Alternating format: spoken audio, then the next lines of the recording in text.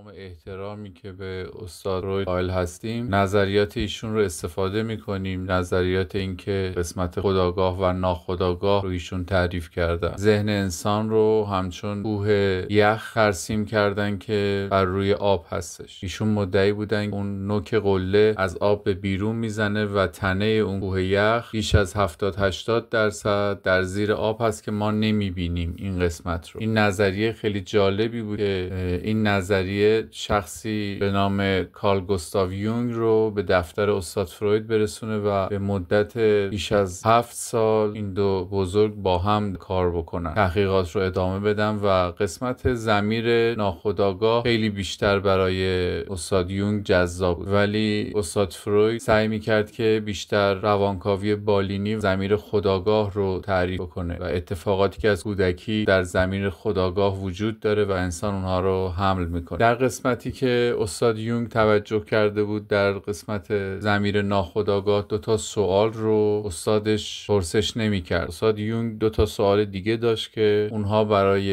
استاد فروید سوال نبود. یکی از این سوال‌ها این بود که استاد فروید مبحث ادیان رو اعتقاد بهش نداشتن. ادیان رو یک نوع باورها و عقده‌هایی میدونستن که انسان مشکلی که با غریزه جنسی خودش داشته دین رو به وجود آورده. در زمان این بزرگوار در سال 1900 جامعه مسیحی رو پوشونده بوده، یعنی قسمتی که حاکم بوده بر اروپا قسمت مسیحی بوده. مسیحیان هم میدونید که پدر روحانی ازدواج نمیکنه یا مدعی بر این هستن که مسیح بدون پدر به دنیا آمده، یعنی یک رابطه جنسی بوده که یک انسان با پروردگار خودش داشته. یه همچین تعریفی از سمت استاد فروید رد میشد خیلی راحت. اصلا خداوند و خداوند جنسی و سکس در نظر گرفته بودن و بچه‌ای تولید کرده بوده و غریزه جنسی انجام داده بوده خداوند با یک زنی بر روی زمین و پیروان بسیاری هم داره دین مسیح، ولی گاهن داخل خودش هم شک میکنن. یعنی درسته که انسان خوبی هستش از لحاظ دین مسیح یک شخص، منتها اون کهن الگویی که صحبت میکنیم، اون هیستوری که هر اسطوره‌ای برای خودش داره قابل بررسی هست. در نوع خدا باوری اینها بررسی نمیشه، ولی در نوع چرایی و چگونگی قسمت فلسفی همه اینها رو توجه میکنه. استاد فروید از این موضوع زده شده بود و نظر خوبی کلا در مورد رفتار مسیحیان، نوع دینی که حالا کلیساها مراسمی که داشتن، در ظاهر هم یک جامعه‌ای رو میدید که همه از لحاظ مشکل جنسی دارن. واقعا شاید هم حق داشتن استاد فروید که به داستان پردازی نپردازن. چیزی که جلوی چشمشون بود تجاوز بود و دینی که به مردم خدا میفروخت و کلیساها با مردم چه کردن در تاریخ نوشته شده. کلیساها در اروپا با مردم چه کردن اون رو استاد فروید در نظر میگیره.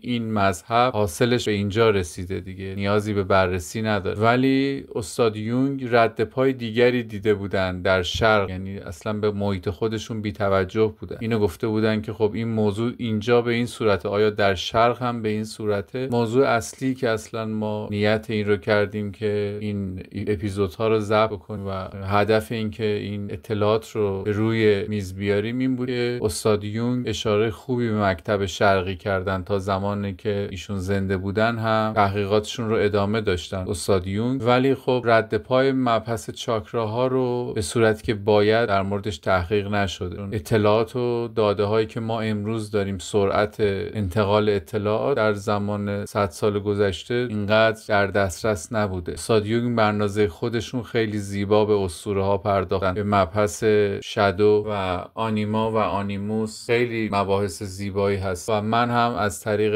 همین مباحث آنیما و آنیموس تونستم تحقیقات خودم رو ادامه بدم. امیدوارم که این تحقیقات برای جامعه روانشناسی مثبت باشه و نگاه فلسفی که من در بیش از 3 دهه به مبحث روانشناسی داشتم، پیگیری تحقیقات استاد یونگ داشتن رو، اون مسیر رو طی کردم. امیدوارم که نگاه جدیدی به جامعه روانشناسی داده باشم. این یکی از هدفهای من هستش. با کمک عزیزانی با ما همراهی میکنن سعی میکنیم مطالب مختلف و مکاتب مختلفی قسمت کهن الگوها و ادیان با انسان در ارتباط هست با روان انسان بررسی بکنیم. نظر استاد فروید این بوده که این بحث غریزه جنسیه. در ادیان هم همین مبحث مطرحه. به نوعی استاد فروید اشتباه نمی‌کردن، در یک طرف قضیه رو درست دیده بودن، یعنی یک چرایی رو دیده بودن ولی چرایی دیگر رو ندیده بودن قسمت خدا باوریشون رو. تمام ادیان ابتدایی ترین چیزی که درونش وجود داره اینه که جنس نر در موجود انسانی چه حقوقی و چه اجازه‌ای میتونه با جنس ماده داشته باشه. در کل طول تاریخ انسان اون روشی که قبیله خودش انتخاب میکرد رو بهش احترام میذاشت در مورد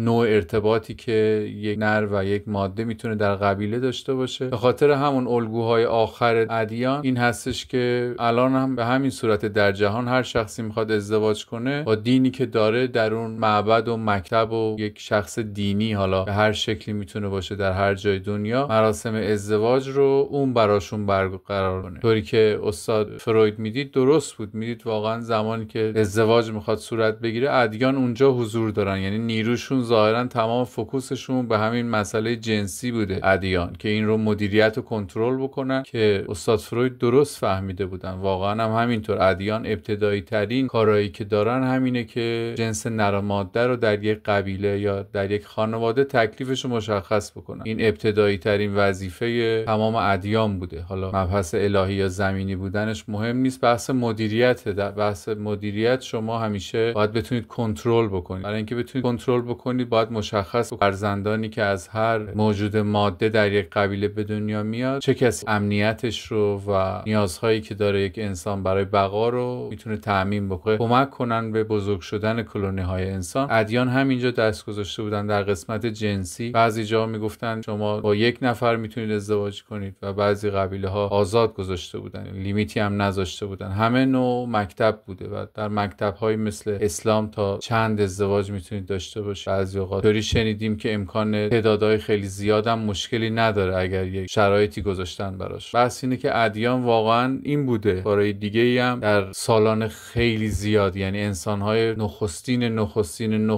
این یک اولین کارشون این بوده، ولی دومین کارشون برای اینکه بتونن پرورش بدن کلونی‌های خودشون رو نیاز به تنبیه و تشویق داشته. اونجا بودش که مبحث خداباوری می اومد و از ترس انسان‌ها اینها استفاده می‌کردن، چون همه می‌ترسیدن. در تمام دنیا در چند هزار سال پیش شما در جنگل هر جایی که شب اقامت داشتید 100% حالا صدای حیوان اینها میترسیدن. ما هم همون کلمه جن رو مطرح کردیم، همه جای دنیا جن رو داشتن، میترسید. اینجا بود که اینها قسمت ادیان میدونستن که ما باید به یک نیروی برتری وصل باشیم. یک نوع آیین خداباوری شکل گرفته بود. خود خورشید و ماه هم شروع کننده یک خداباوری های ابتدایی بود برای انسان، چون زمانی که خورشید می اومد فوق‌العاده پرستش خورشید برای انسان با ارزش بود به عنوان خدا. و شب هم همینطور. شب هم تنها ماه بود که ممکن بود محیط رو بتونه کمی روشن کنه برای انسان. ماه هم قابل پرستش. خورشید و ماه الگوهای خیلی خوبی بودن برای پرستش برای انسان، یا برای اینکه مثلا مشکل آب رفع بشه باران قابل پرستش بود برای انسان در گذشتگان دور. استاد فروید متاسفانه اصلا علاقه‌مند نبودن که به این گونه به موجود انسانی نگاه کنند. موجودهای اولیه چه نوع روانی داشتن. ما با تحقیقات استاد یونگ به سمت سیستم روانی انسان‌های اولیه هم میتونیم حرکت، ولی با نظریه استاد فروید ما باید روانکاوی بالینی داشته باشیم و فقط ادیان رو قسمت جنسیشون رو نگاه بکنیم. دیگه به بحث فلسفی و خداباوری و ترس که فوق‌العاده در قسمت خداباوری تأثیر داره، ترس در وجود انسانی، این خودش قابل بحث است. که هدف ما اینه که این تحقیق استاد یونگ رو از طریق تعریف عصب‌های چاکراها توضیح بدیم و سعی بر این دارم که مکتبی رو تریزی بخورم که روانشناسی رو در ستون‌های چاکراهی که از گذشتگان ما از چند هزار سال پیش انسان در خودش به وجود آورده تا قسمت روانشناسی ما حرکت بکنیم، این گونه دیتاها رو تقدیم شما بکنیم.